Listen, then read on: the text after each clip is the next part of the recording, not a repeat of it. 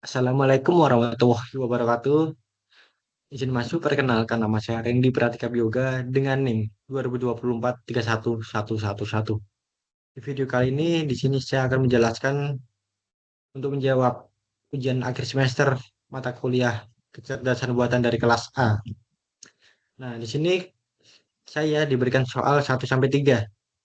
Soalnya seperti berikut. Itu soal pertama tentang seorang pakar, seorang soal kedua itu tentang lengan robot untuk memindahkan balok ke balok. Dan soal ketiga itu membuat dataset. Oke, dimulai dari soal pertama.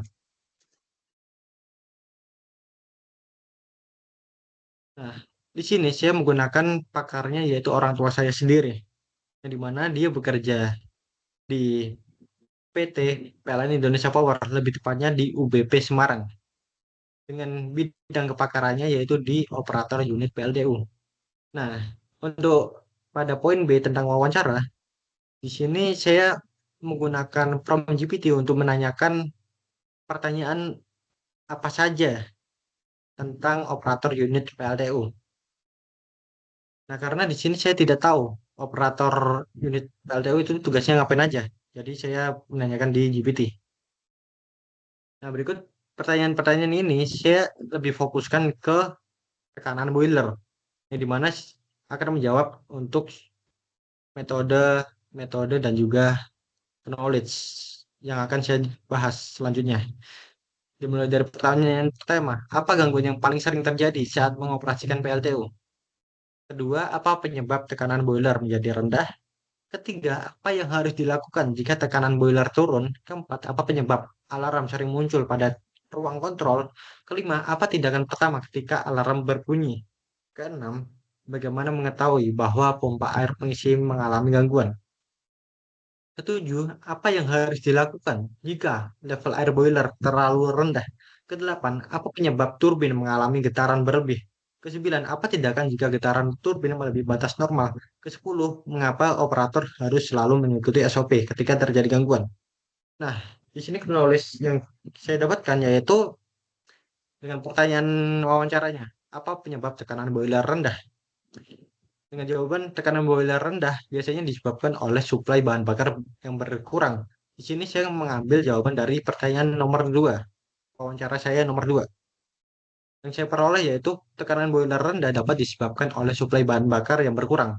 Kemudian, kedua dengan pertanyaan yang sama, yang tapi jawaban yang berbeda. Di sini saya mengambil pada wawancara nomor ketiga dan selanjutnya dan seterusnya sampai saya menemukan met- sampai saya menemukan variabel-variabel yang saya gunakan dari knowledge tersebut.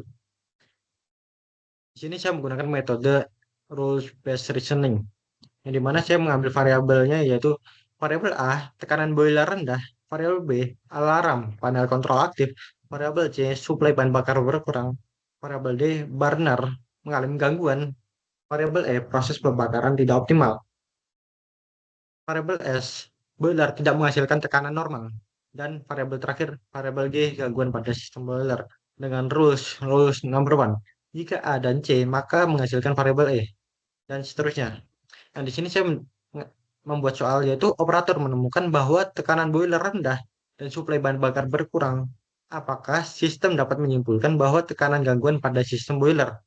Nah, di sini dapat diketahui bahwa tekanan boiler rendah itu termasuk variabel A. Kemudian suplai bahan bakar berkurang itu termasuk variabel C. Nah, apakah sistem dapat menyimpulkan bahwa terjadi gangguan pada sistem boiler yang dimana pada bagian ini termasuk variabel G. Jadi apakah variabel A dan variabel E, variabel C memiliki hubungan dengan terjadi gangguan pada sistem boiler? Solusinya dengan menggunakan forward chaining. Di sini, step pertama, seperti tadi variabel A dan variabel C, maka akan menghasilkan variabel E, yaitu proses pembakaran tidak normal sesuai dengan rules nomor satu. Step kedua, jika proses pembakaran tidak normal optimal, maka boiler tidak menghasilkan tekanan normal mengikuti rules nomor 4. Kemudian, step ketiga, jika boiler tidak menghasilkan tekanan normal, maka menghasilkan gangguan pada sistem boiler. Nah, dari sini, dari pertanyaan ini, dapat diketahui bahwa variabel A dan variabel C memiliki korelasi dengan variabel G. Jadi kesimpulannya untuk variabel G dengan korelasinya untuk variabel A dan C bersifat true. Sekian dari soal nomor satu, selanjut ke soal nomor dua. Lanjut ke soal nomor dua. Di sini kami diberikan soal yang dimana sebuah lengan robot dan juga empat balok, yang dimana seperti gambar berikut, tapi tidak ada variabel-variabel penamaan suatu balok. Di sini pada poin A, di sini saya menambahkan nama-nama setiap balok yaitu dimulai dari balok A, balok B, balok C, dan juga balok D. Kemudian tujuan akhir perubahan balok tersebut menjadi seperti berikut. Oke, lanjut ke poin B. Di sini saya menggunakan metode goal stack planning, di mana untuk mencapai tujuan akhir tersebut saya menggunakan beberapa langkah. Dimulai dari langkah pertama, pick up C, mengangkat balok C dari atas meja. Dengan kondisi balok C sedang berada di atas meja. Kemudian balok C tidak ada balok di atas balok C. Kemudian lengan tidak sedang memegang balok apapun atau lengan tidak sedang memegang balok apapun. Nah, jika sudah terpenuhi, maka tindakan lengan tersebut akan langsung memegang balok C seperti gambar berikut. Kemudian pada langkah kedua, melakukan operator stack C di atas balok A. Letakkan balok C di atas balok A. Dengan kondisi posisi awal holding balok C atau sedang memegang balok C. Kemudian pada balok A tidak ada balok di atas balok A atau yang disebut clear A. Nah, dari kondisi tersebut sudah terpenuhi semua, maka akan melakukan tindakan meletakkan balok C di atas balok A. Kemudian kondisi clear balok C atau di atas balok C tidak ada balok apapun. Kemudian lengan tidak sedang memegang apapun seperti gambar berikut. Kemudian langkah ketiga, mengambil balok D atau mengangkat balok D di atas meja. Dengan kondisi dengan kondisi balok D sedang berada di atas meja. Kemudian balok C sedang dalam posisi clear C atau tidak ada balok di atas balok C. Kemudian pada lekannya tidak sedang memegang balok apapun. Jika ketiga kondisi tersebut terpenuhi, maka tindakan selanjutnya adalah memegang balok D atau yang disebut holding D. Maka terlihat seperti gambar berikut. Kemudian langkah keempat, stuck balok D di atas balok C. Dengan kondisi saat ini yaitu holding balok D dan juga clear balok C. Maka tindakan selanjutnya adalah menaruhkan balok D di atas balok C. Kemudian lengan tidak sedang memegang apapun. Dan juga balok D bersifat clear. Nah, ini sudah melewati beberapa tahap dan juga sudah dapat terlihat hasil akhirnya seperti berikut. Sekian dari soal nomor 2. Lanjut ke soal nomor 3. Baik, lanjut soal ke nomor 3. Yang dimana soal nomor 3 itu kami disuruh untuk membuat suatu tabel yang dimana dataset tersebut kita peroleh dari website seperti UCI, Kaggle, dan lain-lainnya. Kemudian kita disuruh untuk membuat kasus berkaitan dengan salah satu permasalahan. Kemudian pada poin C, kita disuruh membuat perhitungan matematis dari tiga permasalahan tersebut. Oke, mungkin saya langsung ke jawaban saya sendiri. Oke, di sini sebelum itu saya menggunakan suatu permasalahan yaitu dengan menggunakan metode regresi linear. Ya, dan juga di sini saya menggunakan datasetnya dari website Kaggle. Linknya sudah saya taruh di Excel. Berikut adalah websitenya, URL-nya.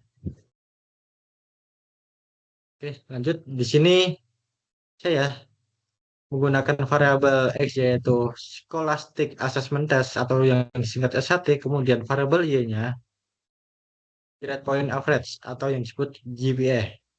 Nah, di sini saya sudah melakukan perhitungan dengan X kuadrat dan juga XY, di mana saya juga mendapatkan nilai totalnya yaitu ada seperti berikut. Di mana di sini saya menggunakan dataset yaitu total datanya ada 50 per variabel. Di mana di sini saya sudah melakukan perhitungan dengan menggunakan rumus N dikali sum X Y dikurangi sum X kali sum Y dibagi N dikali sum X pangkat 2 dikurangi sum X kuadrat. Kemudian di sini saya mendapatkan hasil seperti berikut. Kemudian untuk mencari A, di sini saya menggunakan rumus sum Y dikurangi B kali sum X dibagi N. Oke, lanjut pada poin B. Poin B-nya di sini saya mengambil studi kasus, yaitu sebuah universitas ingin mengetahui apakah nilai SAT memiliki pengaruh terhadap GPA mahasiswa. Oleh karena itu, dibuat sebuah model menggunakan algoritma regresi linear untuk memprediksi nilai GPA berdasarkan nilai SAT yang diperoleh mahasiswa. Pada penelitian ini, variabel bebas yaitu X, yaitu nilai SAT, variabel terikat yaitu Y, nilai GPA. Dengan permasalahannya yaitu misalkan terdapat calon mahasiswa dengan nilai SAT sebesar 1.900, maka GPA yang diprediksi dihitung menggunakan persamaan regresi. Oke, di sini setelah saya melakukan logika matematika, di sini kan saya sudah mendapatkan nilai B dan juga nilai A. Maka tinggal memasukkan rumus Y sama dengan A plus B dikali X. X-nya itu 1.900. Maka mendapatkan hasil 3,302. Sekian dari presentasi saya dari jawaban nomor 1 sampai 3. Bila ada kesalahan kata maupun ucapan, mohon dimaafkan. Saya Randy Pradika Bioga izin pamit. Wassalamualaikum warahmatullahi wabarakatuh.